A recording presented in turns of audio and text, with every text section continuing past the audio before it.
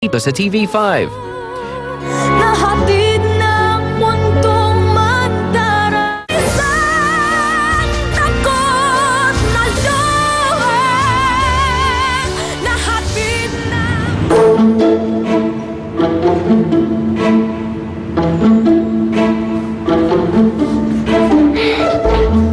Charles! Please. Saan mo?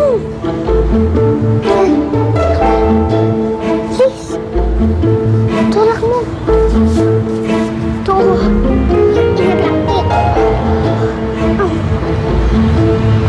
Gingging! Mabuti nakita mo si Utoy. Kung hindi, patay ka na naman kay Aling Helga. Oo nga eh. Kaya nga, doon ko muna siya pinapatago.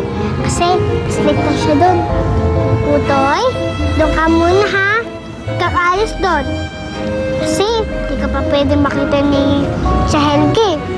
Kasi kapag nakita ka niya, sigurado ko, lalayuin niya tayo. Naman, di ba? Ikaw na lang kaibigan ko, tsaka si Charles. Kaya ayaw ko na kayong mawala sa akin. Pero mag-promise ka sa akin. Papakabait ka, ha? Tsaka dapat di ka magpapabukol, ha? Gingging, aso yan. Hindi ka niya naiintindihan. Anong hindi?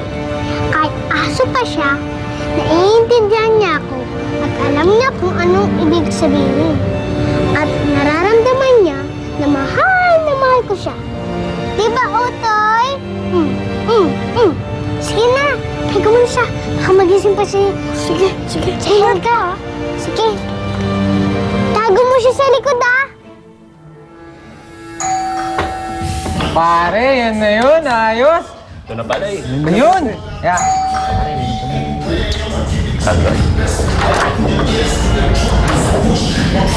Ito ba yung birthday party ni B-Boy? Ay, ikaw na ba yung stripper? Dancer. Eh, sorry naman. Kanina pa kasi na yung meeting. Tagal mo. Pasok na. Doon. Kaya na lang. So, sige. Pasok lang. Ano ka ba birthday party to? Oo, birthday ko. Ako si B-Boy. Ako yung may sakit sa cancer. Cancel daw? Ayos yun. Cancel. Okay yun ah. Tara, inom lang. Tara, masaya tayo dito. Minom. Cheers. Oh, game na. Tara, game na. Uy, Sons. Game na. Yan nga, pare. Ayos to. Ayan. Bagal yung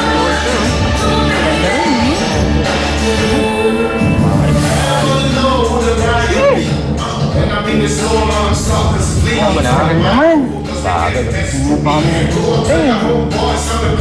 Yan na, baklay mo. Ano ba? Nakabuhay-buhay. Ha? Diba? Yan.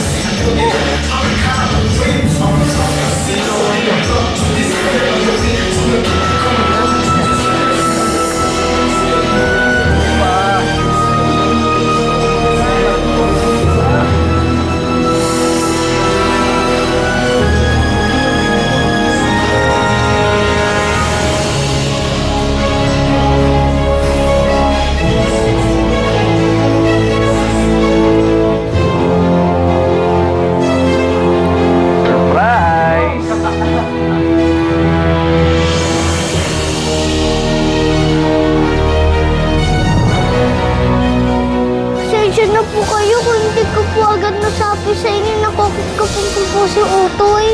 Ito ba itong mga narinig ko? Balita ko, active ka doon sa extracurricular activities ah. Sumunod kayo rin na masisira yung pag-aaral ko, yung pangarap ko, yung buong buhay ko, yung kinabukasan ko. Masaya ako para sa'yo, Amelia. Magkakasama na kayo ni Almira. Hi, Mommy! Hi, baby! Oh. Here, anak.